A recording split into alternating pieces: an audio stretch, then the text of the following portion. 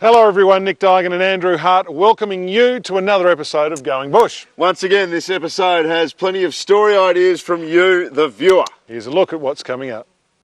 Coming up on today's episode of Going Bush, a bird's eye view and a smart device providing more information than ever about Australia's forests. Is this the way of the future? How our farmers' involvement in forestry is increasing? Going back in time, the dying art of shingle splitting is kept alive in Tasmania's northwest, and how Oakdale Industries works to provide real employment for those with special needs using products sourced from our forests. And we begin today's episode of Going Bush here at the airport, Andrew, interestingly enough, to discuss a new piece of technology that's making a bit of a name for itself in the industry. Yes, Nick, you might think forestry all about being in the bush, but no, by going up in a plane and getting a bird's eye view, we're getting a clearer picture of what's on the ground.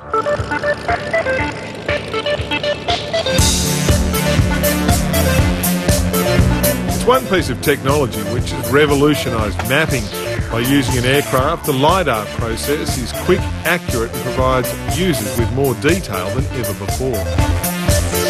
Essentially we strap a laser to an aircraft with some navigation equipment such as high-end GPS gear, and then firing the laser at high repetition rates, we fly over the landscape at various altitudes. The laser will strike the ground and various objects on the laser's path towards the ground and give us a return, so a distance to that object, and we convert that into a 3D point, and we take the millions of points that we acquire from that flight or that sortie and turn them into a big 3D map.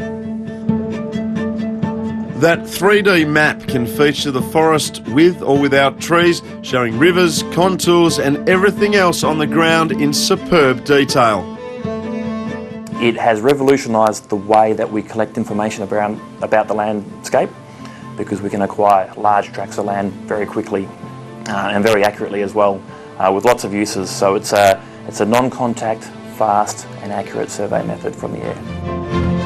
As far as forestry is concerned, state agencies including Forestry Tasmania and Vic Forest are using LiDAR as a tool to find out forest volumes and tree heights. We've taken LiDAR and we're starting to use that instead of aerial photography, because LiDAR measures things in a way that photography didn't, and it helps us to measure the lay of the land, and it helps us to measure the size and density of the forest with accuracy the like of which we've never had before.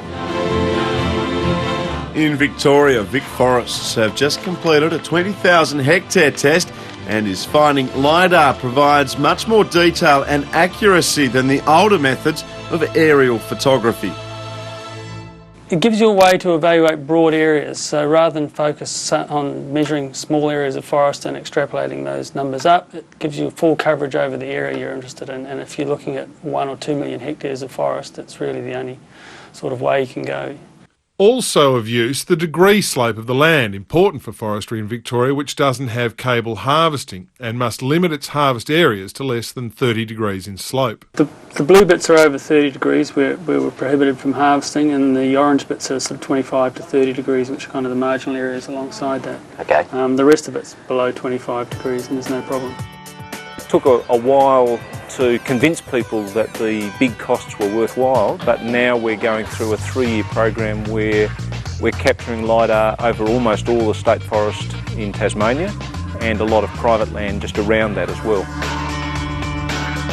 LiDAR is amazing technology, but it's not just useful for looking at trees. For example, this is when the plane flew over Launceston. We can see all the houses. That's Aurora Stadium. If the football was on there, you would see Buddy Franklin rising for a big grab. The other place that LiDAR is potentially very, very useful is in the mining industry. Mineral Resources Tasmania have used Forestry Tasmania's LiDAR data to explore new areas which are covered by heavy forest.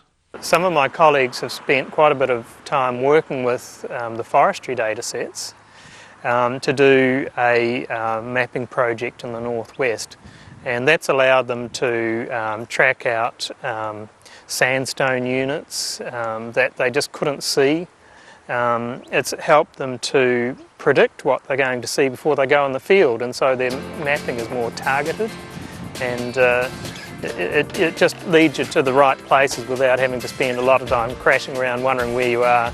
LiDAR's uses seem limitless. There's work being done on rising sea levels, flood and tsunami modelling, and planning for new development around built-up areas. We've been able to quite confidently recognise landslide morphology, or landslides. So the output of our project, with the contribution of LiDAR, is a zoning that is based on observations and an interpretation of landscapes.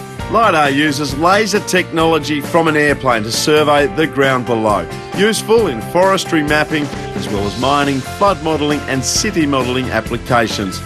Forestry Tasmania and Vic Forests use LiDAR technology to map both the forest's canopy and the terrain under the vegetation, and is finding its accuracy is unprecedented.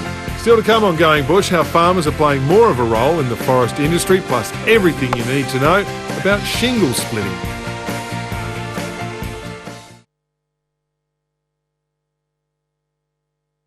So I'm Going Bush now to look at trees on farms, Nick. We, would you believe, are on a farm, yet there are trees here. Andrew, they say on the average farm you could probably plant 20% of it down to trees without affecting the return made from an agricultural perspective. That's exactly right. It sounds like a good idea. You've just got to convince your farmer to spend money now to get a return in 30 years.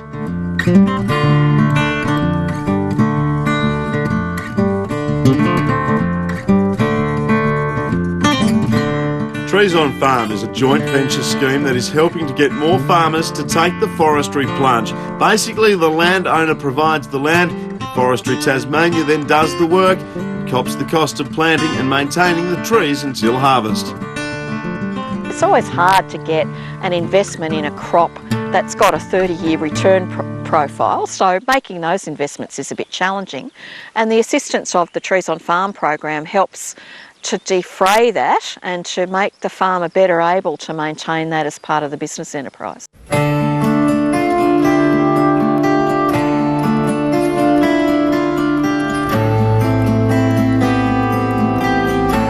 Nick Gatenby's family has been farming in the Midlands of Tasmania for generations, and for much of that time forestry has played a part in their operation.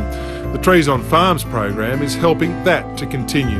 The only real cost to us is going to be fencing off the land for the trees. Forestry Tasmania have undertaken to do all the works themselves and look after and maintain the trees. So for us there's really no overhead cost, with just some overdue fencing which probably needed to be done anyway. One of the major attractions of the scheme is to provide a use for land that was previously unproductive.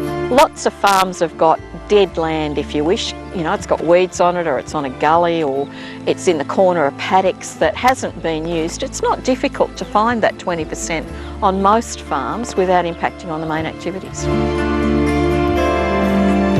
Before any joint ventures are struck, an assessment is carried out on the potential site to determine its suitability. The steps are fairly diligent ones, where we have to be assured that the trees are going to grow and are going to be financially viable. So we do a fairly stringent assessment of the area. We contract Private Forests Tasmania to do that assessment for us, where we look at soil, we look at rainfall, we look at climatic conditions and a variety of other aspects that might influence it. And that assessment will then indicate to us what species we plant. It could be Pinus radiata, it could be eucalyptus. And based on the assessment, we then make a decision whether to enter into the joint venture with the landowner or not. So far, more than 70% of sites assessed have been accepted into the Trees on Farms program. I don't see any problem at all with this. We have a good cover of gorse, but I think if we look at mulching that and then controlling the regrowth over a couple of years, I see no reason why we couldn't establish a good plantation. Even out in that rocky bank there, I mean, there's a lot of rocks out there, and it's totally unproductive land for us. Yes, look, what's unproductive for agriculture, you'll be surprised at what we can do in forestry. So once the site's been chosen, one of the steps then, Andrew, is to identify the risks that are posed by planting trees in that area. That's right, Nick. They range from things like the weather. Yep. If it's a north-facing area, there could be drought to contend with. Then there's the animals, both native and introduced. This area in the Midlands has a heap of deer running about, so that all has to be taken into account. They have a saying here that deer don't respect fences. But so long as the vermin and stock can be kept out of the plantation in its formative years, there's no reason why stock can't be reintroduced once it's established. Under any joint venture agreement, there's got to be an understanding between the landowner and Forestry Tasmania, and I would say after a period of time when the trees are up to a stage that we will be able to put stock back on there, and that will be a benefit for us also. Another potentially much greater benefit is the implications that may arise from a carbon trading market, an as yet untapped source for future income. Whilst the rules for carbon trading, etc., haven't been well and truly laid down, we see quite a good potential for landowners through their planting trees on their farms to sequester carbon on the community's behalf. So in summary, around 20% of most farms could be put down to trees without affecting the current bottom line. The only upfront cost to the landowner is secure fencing. Each potential site is thoroughly assessed to ensure a viable plantation, and the program may deliver income from future carbon trading markets. Watch this space. Still to come, reviving the dying art of shingle splitting. But first, your chance for an adventure forest getaway on us. All right, throughout each episode of Going Bush, we're giving you the chance to experience Tasmania's newest forest experience, the Tahoon Airwalk Lodge. And at the end of the series, you could win a fantastic major prize thanks to Forestry Tasmania and innkeepers. Each week, one lucky winner will win a night's accommodation at the Airwalk Lodge for a family of 4, including free entry to experience the iconic Tahoon Airwalk. And at the end of the series, one lucky winner will win the ultimate Tasmanian adventure holiday, including family passes to all of Forestry Tasmania's adventure forest sites and accommodation at Innkeeper Properties, Quest Launceston, Tall Timbers and Quest Trinity House. All you need to do is write down this week's forest code word and enter via the FT website at www.forestrytas.com.au. Welcome back to Going Bush. Time now on the program to delve into something which has become, Hardy, something of a lost art. It has, Nick. I'm carrying an axe today because we are on the hunt for a very special type of tree. Yep. A tree that can be made into shingles.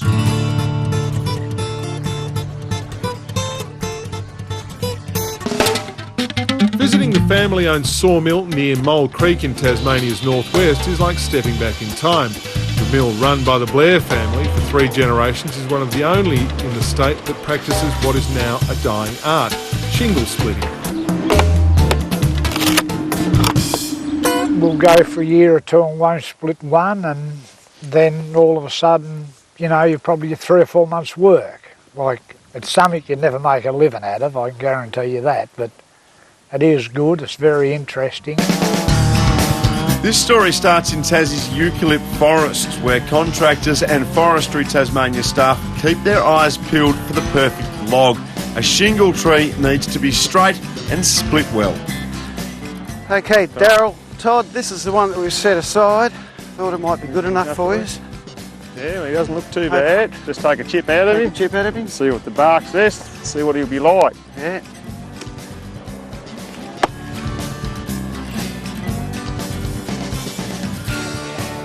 Going to be like? Oh yeah, it won't be too bad, I don't reckon. Should split okay. Yeah, it'll be good. Yeah, no, that's good. Yep. Nice and straight in the grain. So yep, I reckon he'll be alright. This tree has been identified as a shingle tree, and Todd and Daryl Blair have contacted me previously stating that they need shingle trees for certain projects, and they have over the years, and we've supplied trees for shingles for National Park for their huts and that sort of thing, and at the moment we're supplying shingles for a restoration of an old house up in Stanley.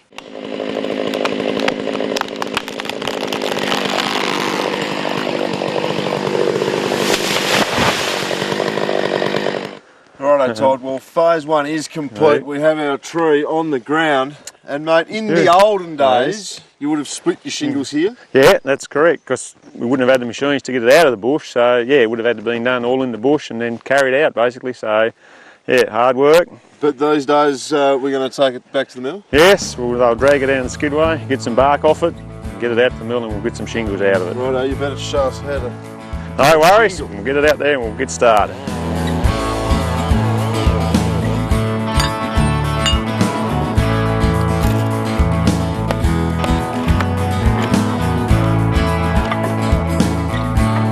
Many years ago, probably 30 years ago now, I was about a bit younger than Jack, and Dad started splitting shingles with Alf Walters.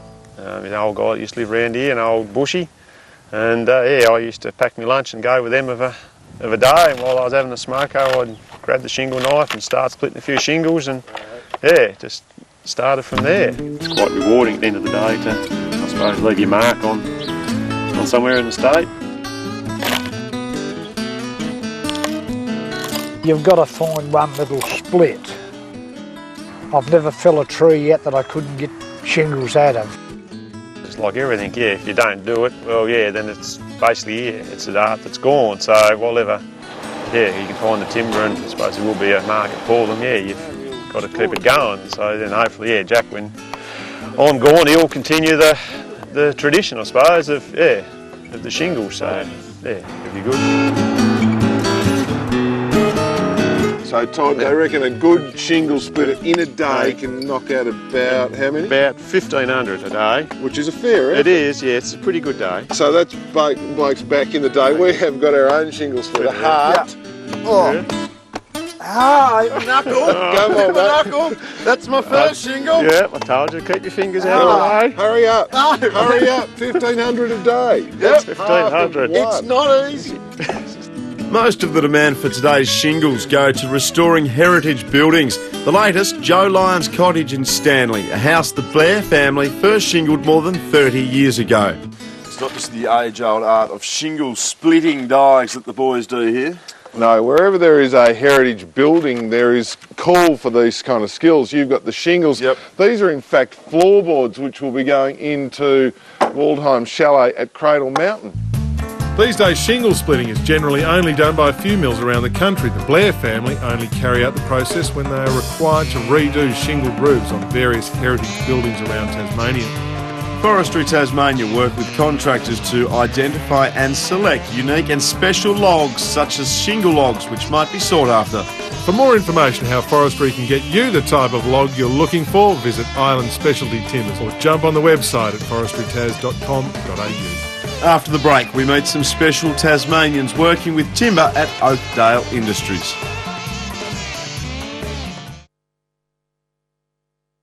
Welcome back to Going Bush. Time now to meet a customer of the forest, Andrew, Oakdale Industries. It's a manufacturer and supplier of timber products, but it is one with a difference. That's right, Oakdale Industry employs people with special needs or disabilities, but you wouldn't know that from the products they turn out.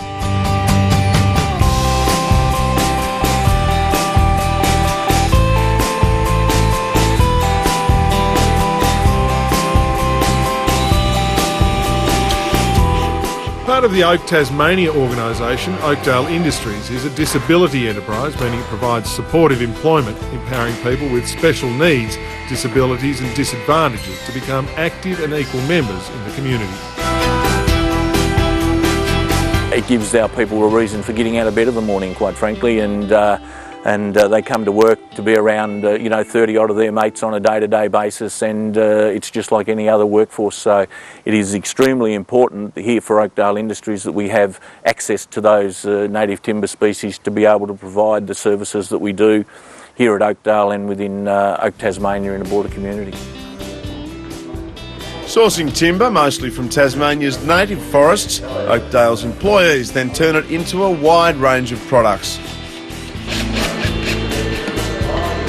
We have quite a diversified range of timber products to cater for quite a diversified customer base, and we do that because it's part of the learning process and the skill development of our people with special needs. timber manufacturing as such is not the be-all and end-all here at Oakdale Industries. It is about our people. It is about the skill development of our people here at Oakdale. There's a saying around the mill that each product that is produced is uniquely Oakdale. We call it uniquely Oakdale because in sometimes it might not be fine furniture, and we don't claim to be fine furniture manufacturers, but it might be that the sanderers just give a bit of a nick somewhere, or it might be the routers give a bit of a nick somewhere, and look, that's okay. Sometimes we might need to do things over and over again, you know, 1, 2, 3, 4, 5 times, and that's okay. The purpose being here is a bit of skill development, a bit of learning and things like that, so that's the uniquely Oakdale side of it. While the number one priority is the people and the skills and purpose they are gaining, Oakdale also needs to make money to survive. Its flooring products being shipped to Melbourne, Sydney and beyond, while at its Warrane site near Hobart sells special species timbers direct to the public, as well as a large range of furniture. We develop a lot of lifestyle skills, we develop a lot of employment skills, and we develop a lot of timber manufacturing skills. And the number one rule here on site is safety. And we also say rule number 99 is safety, and all the rules in between are safety, and then we worry about the actual other bits to our business. So everyone is very conscious of safety and awareness and our commitment to occupational health and safety, and I've got to say that everyone is very committed to that philosophy. Without Oakdale, the 31 people who turn up every day for work would be missing a very important part of their lives. We have 1 or 2 people who actually participate in the Choir of High Hope, for example. We have another young fella who participates in Cosmos and theatre groups within Tasmania, so that's good. But I think it's fair to say that the majority of our people, if they didn't have an Australian Disability Enterprise to actually come to, it would change their life a little bit and perhaps not contribute as much as what it contributes by coming to an ADE like Oakdale Industries. Oakdale Industries is a disability enterprise organisation which employs more than 30 special needs or disabled people each day. The company produce a wide range of products from a wide range of timbers. To find out more, visit www.oakdaleindustries.com.au. Well, that's all we've got time for in this year's series of Going Bush. It's been a fabulous insight into the world of forestry. Indeed, Andrew, and we must extend our thanks to those people who took the time to write in and send us their story ideas. Remember, state forests belong to us all, so feel free to get out there and enjoy them. Absolutely. But from us, it's goodbye and thanks for watching.